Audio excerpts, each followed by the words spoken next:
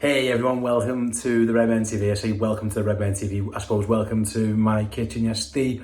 Here with a late video in response to the latest updates, of course, from Jurgen Klopp about Mo Salah and Darwin Nunez. Both of them considered day to day with different issues. Of course, that definitely puts their participation in the Luton game in doubt. We'll see what that means, of course, for the League Cup final as well. Let's start with Darwin Nunez, probably the least surprising of the two, really. He did go off against Brentford at the weekend with a slight muscle issue.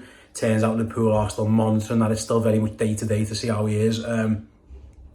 Given it's a muscle issue and that Liverpool are already without Jota with a long-term injury, again, we know that one. Obviously, he's got a knee issue. Months is how Jurgen Klopp described it. My guess is they're not going to want to take any chances with Darwin Nunez at all. So I would be shocked if we've seen too much of him, if any of him, against Luton, and we'll see how he is for Wembley.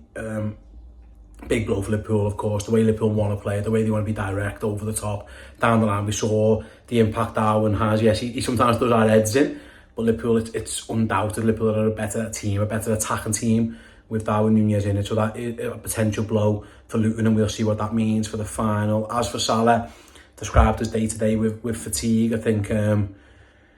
given the fact that he came on earlier than expected against Brentford, probably half explains that one. He didn't want to give him as much as he did. I'm guessing he probably wanted 15 minutes to half an hour of Mo Salah.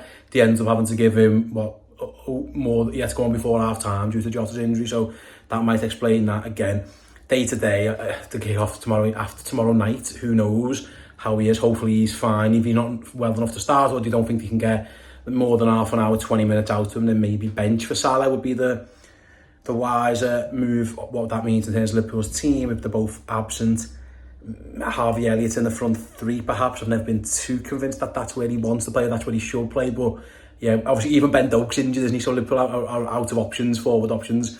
Dom Szoboszlai is another right wing option. He's injured. So yeah, the numbers are dwindling for Liverpool. If you look at how many absentees they've got, it's almost a full team. If Nunez and Salah aren't available, up to like 10, 11, 12 players out with injuries or whatever. It's crazy, really, that the situation they find themselves in recent weeks, having lost the goalkeeper and the right back, a couple of midfield. It's been absolute bananas, really, in terms of how many injuries. And then you add these two. Now, hopefully it doesn't look like either of them are particularly long-term or particularly serious injuries, which is a good thing.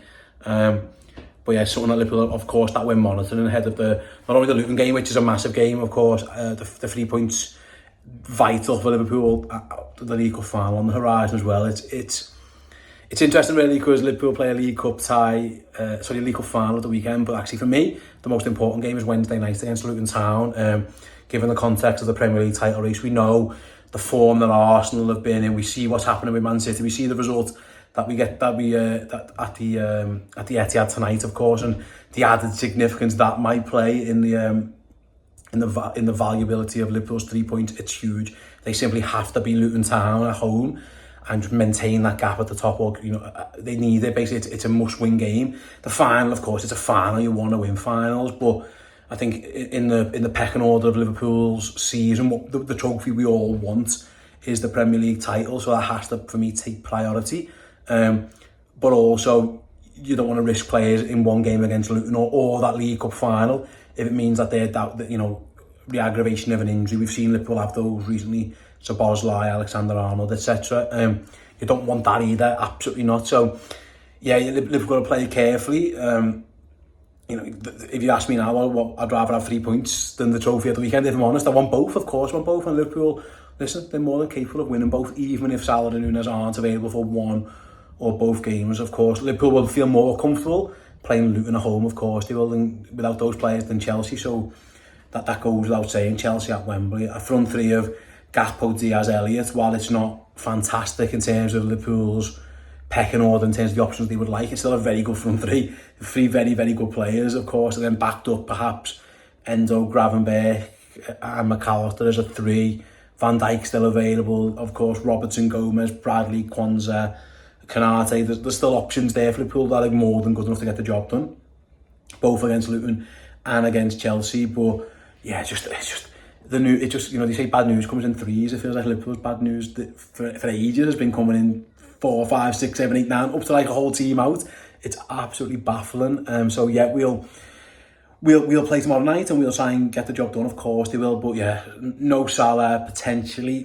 That one seems a bit. Maybe he could get a little bit of Salah. Nunez probably erring on the side of not. It just goes to be what it was already actually a quite difficult challenge against a very stubborn, resolute Luton team. A bit more difficult. Of all the promoted teams, I think Luton are the ones who have probably impressed everyone the most. You know, they took Liverpool to the wire at Kenilworth Road, and in the end Liverpool was scraping back just to get a point. It could be a very valuable point in the end from Luis Diaz's header, but it wasn't what we went down there to get. You know, they ran Arsenal close at home. We saw them run United close at home at the weekend. They took the lead against City. Now that was all, of course, at home. Their away form hasn't been great, but they've shown a togetherness, a resoluteness. Rob Edwards has got a real specific way of playing. He likes the thing where, you know, he gives it all for an hour and then he makes like almost pre-arranged subs around that hour mark. He did that against Liverpool to good effect in the reverse fixture, of course. The substitute comes on and gets the first goal for Luton, the one that almost wins them the game. So it wasn't going to be easy anyway. If you go in depleted with, you know, not a first choice 11, especially in attack, and then, you know, Liverpool have been so good at winning games off the bench this season. The bench, you know, defensively looks pretty strong. You know, you know, you'll have two full backs available. You have good centre backs, but in terms of attacking options, it's hard to see really what is going to be there if Salah and Nunez aren't. You're looking at Kay Gordon, perhaps, maybe someone like a Jaden Dans gets a call. Train Young's 16 years old and he's been on benches this season. So, yeah, if Jürgen wants to get this job done, it feels like the 11 on the pitch are going to really have to do it, because turning to his bench, Liverpool have been really well served by their academy this year. Quansah, Connor Bradley, etc. have all been asked to do jobs, and they've all probably far exceeded any expectations of those players. But yeah, asking those other attacking players, maybe they can do the same, but it feels like, yeah, that would be huge. I think of them all, Kay Gordon's very highly thought of, and again, it might be that they have to rely on him at some point. Maybe Kay Gordon can recreate that Makeda moment that Man United have had all those years ago, that young lad who comes out of nowhere and just wins a valuable 3 points for his team. Hopefully Liverpool have the job done before it, but yeah, the 11 on the pitch are going to have to get the job done mostly, I would say, because the bench is going to be either depleted or they really aren't going to want to risk whether Salah and Nunez can make it. So yeah, that's the latest news really, isn't it? And that's my reaction to it. Let us know your thoughts. If you're watching this on YouTube, of course, do use the comment section below. Listen as a podcast, you can get involved on the social media channels. And yeah, for the game itself, come and check out the watch along on Redmen TV. 6:15 with the uncensored match build up. 7:15 with the watch along tomorrow evening. The game kicking off at 7:30 UK time. So yeah, that's my reaction anyway. I'd love to know your guys' thoughts on this. Yeah, just more news about Liverpool players who might not be playing football games. It's getting beyond the joke really, isn't it? So yeah, thanks very much for watching. Thanks for listening, and I'll see you all tomorrow for the game.